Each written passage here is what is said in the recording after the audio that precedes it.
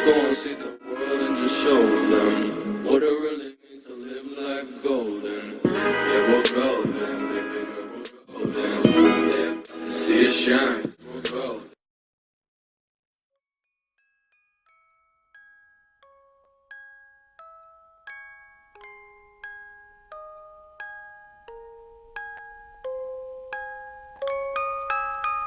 Antes una breve introducción. Cumplía una pena de 15 años en una prisión al sur de Arizona. Las razones por las que terminé en este lugar no son relevantes. En todo el tiempo que estuve allí sucedieron incontables acontecimientos que nadie pudo explicar, y muchos otros de los que nadie quiso saber. Todo empezó como una leyenda de la prisión. Supuestamente, algo extraño e inexplicable sucedió en el reclusorio. Cada mañana nos despertaban y teníamos que formarnos frente a nuestras celdas, mientras los guardias hacían una confirmación visual de nuestra presencia en el lugar. Cuentan que un año antes de que yo llegara, el suceso más brutal e inexplicable sucedió durante una de estas rutinas. Un recluso que habitaba solo en una de las celdas, se veía muy mal durante la revisión. Cuando el custodio llamó a otro compañero para que lo apoyara, se dieron cuenta que no era el prisionero que esperaban. Era una persona completamente diferente. Este sujeto llevaba la piel de otro hombre sobre él. Pobremente ajustado, el órgano lo cubría otorgándole una apariencia monstruosa. Pero, lo más aterrador fue que el tipo que portaba la piel no era el recluso.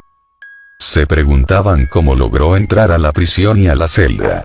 Lo peor fue que ni siquiera podían determinar de quién demonios se trataba. No llevaba ningún tipo de documentación y, para empeorar las cosas, jamás pudieron localizar el cadáver al que pertenecía la piel que vestía el desconocido. Sé que es una situación espeluznante. Y también sé que no encaja en la definición de un cambiapieles, como lo llaman en prisión. Tampoco ayudó mucho que este personaje jamás expresara una sola palabra. Esto fue lo que dio inicio a la superstición de los cambiapieles en el patio de la prisión. Supuestamente, el desconocido fue enviado a otro lugar un mes después del acontecimiento, y todos los que habitaban el mismo bloque sintieron un gran alivio por esto. La leyenda llegó a mis oídos el segundo día de mi estancia. Qué gran historia para escuchar en un sitio que será tu hogar durante década y media. Claro, este hombre se convirtió en el cambiapieles de la prisión, pero a largo plazo logró que un viejo recluso navajo contara a todos los presos la naturaleza de los auténticos cambiapieles. De hecho, parecía que gran parte de la cultura carcelaria giraba en torno a estas figuras míticas. Dicen que los cambiapieles son difíciles de identificar a primera vista, pero si logras sobrevivir a la presencia de uno durante un par de minutos, se vuelven fácilmente reconocibles por los gestos fuera de lugar. Son capaces de imitar el habla humana pero no replicarla. Sufren contracciones maniáticamente, y su forma de andar es antinatural. Supuestamente mejoran con la experiencia. José, el viejo navajo, aseguraba que había un cambiapieles viviendo en la prisión, seleccionándonos lentamente con el paso de los años. En cierto momento llegó a referirlo como el gran maestro cambiapieles. Supuestamente, imitaba el comportamiento humano tan bien que ni siquiera te habrías dado cuenta que se trataba de tu compañero de celda durante un día o dos. Un cambiapieles aprovecharía cualquier oportunidad para matar, pero este se dio cuenta que tenía un suministro constante de víctimas y, según José, esperaba su turno magistralmente. A muchos reclusos les parecía hilarante. Otros se ponían realmente nerviosos con el tema. Ocasionalmente, el encierro termina doblegando a las personas. Muchos han encontrado a sus compañeros de celda balanceándose frente a la litera, colgando con un pantalón atado al cuello. A veces, el encierro es insoportable.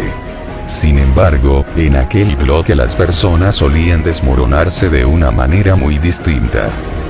No era durante un motín en la comida, o con un suicidio silencioso en la noche.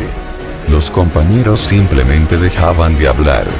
se acurrucaban y daban vueltas en el mismo lugar. Cualquier interacción que se producía era, mayoritariamente, por la ventana. Se aislaban durante el tiempo de recreación, y dejaban que el cabello le colgara frente al rostro. Nadie habla del tema. Creen que si lo hacen, serán los próximos. Yo pensaba lo mismo. No sabía si era obra del cambiapieles, o simplemente las personas se volvían locas. Y tampoco quería averiguarlo. No era una regla establecida, pero cada vez que un recluso se doblegaba de esta forma, no pasaban más de 15 días antes que fueran transferidos o enviados a Dios sabe dónde en total hermetismo. También estaban los sucesos nocturnos. Unas ráfagas de sonido breves y fuertes se hacían eco en aquel bloque cada hora de la noche de forma regular.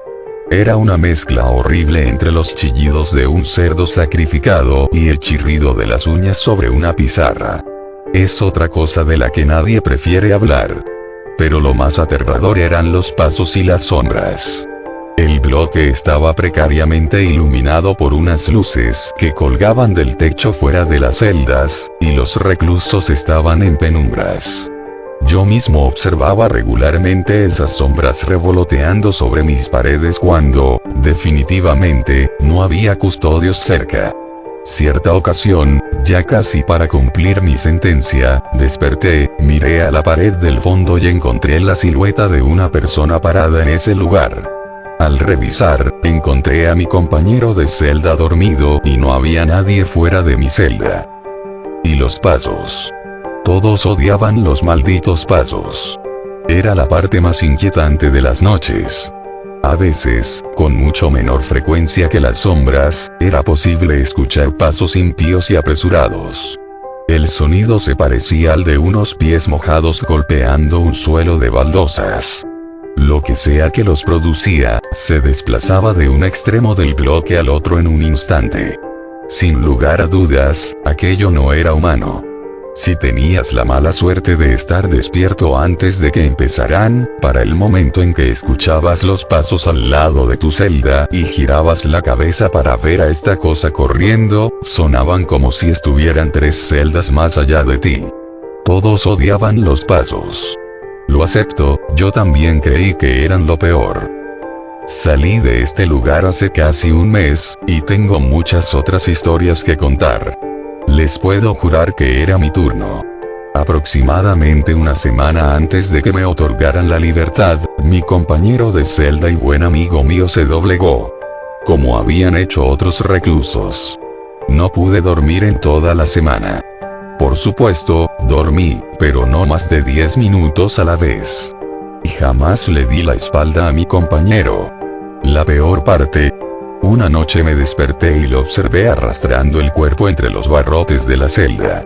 Yo ni siquiera podía sacar el hombro, pero, la peor parte, era que regresaba al lugar. El día que me liberaron no le dije una sola palabra. Simplemente salí. Parecía estar bien con eso, y yo también. Había sobrevivido a 15 años de peleas en la prisión, motines de pandillas y, por lo que sé, los secuestros de un cambiapieles. Salí por la puerta de enfrente como un hombre que recuperaba su libertad. Mientras caminaba por la cerca hacia el patio, observé a mi compañero de celda, parado a solas, como había estado durante la última semana. Negué con la cabeza, sin saber si se trataba realmente de él. Eché un último vistazo al patio, esta vez desde el otro lado. Aunque desearía no haberlo hecho. Allí, parado solo, al otro lado del patio, estaba José. Encorvado, observaba a los otros reclusos mientras se retorcía maniáticamente.